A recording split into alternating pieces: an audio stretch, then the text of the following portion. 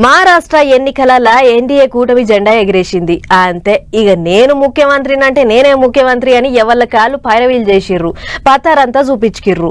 Party పెద్దలు పొత్తులున్నాయి కదనయ్య, గా ముఖ్యమంత్రి కుర్చీలో ఎవళ్ళు కూసోబెట్టాలో మాకెరికేతి అని 2 వారాల సంధి జుట్టంతా పీకుంటే ముచ్చట ఆఖరికి తెగింది. మరి ఎవళ్ళు ముఖ్యమంత్రి అయ్యిర్రు, ఎవళ్ళు ఉప ముఖ్యమంత్రి అయ్యిర్రో మనం కూడా చూడాలిగా. చలో.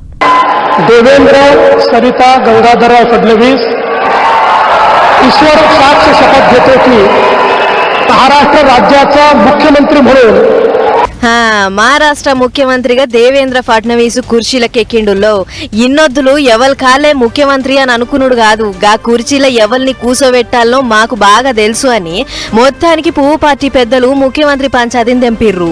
అట్లిగా మహారాష్ట్ర ముఖ్యమంత్రిగా దేవేంద్ర ఫడ్నవీస్ ను కుర్చీలో కూసోబెట్టిర్రు. బేస్తారం పొద్దుక బొంబాయి ఆజాద్ మైదానంలో నడిచింది ఈ ప్రమాణ స్వీకార కార్యం. దేవేంద్ర ఫడ్నవీస్ మహారాష్ట్రక ముఖ్యమంత్రి అని అనిపించి ఒట్టు పెట్టించిండు. అట్లా ఒట్టు పెడుతుండగా సార్ అభిమానులు ఇంకా పార్టీ నాయకులు సప్పట్లు కొట్టి సంబరపడ్డారు. అటెంక ఉప ముఖ్యమంత్రులుగా అజిత్ పవార్ ఇంకా శివసేన పెబ్బ ఏక్నాథ్ షిండే కూడా ప్రమాణం చేసిర్రు. అయితే దీనికంటే మొదలు ఏక్నాథ్ షిండే దేవేంద్రకు పెద్ద షరతే పెట్టిండట. ఒక ఉప ముఖ్యమంత్రి పదవి ఇచ్చి చేతులు దులుపుకునుడు కాదు, నాకు హోంశాఖ కూడా ఇయ్యాలే, అట్లయితేనే నేను అలుగా గులుగా అని కండిషన్ పెట్టిండట.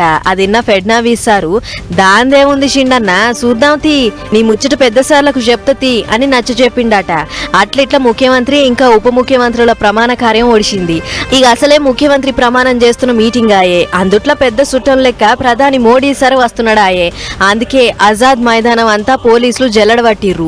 మోడీ సార్ తో పాటు కేంద్ర మంత్రులు, ఏపీ సీఎం బాబు సారు ఇంకా కొన్ని బయటి రాష్ట్రాల ముఖ్యమంత్రులు హాజరుపడ్డారు.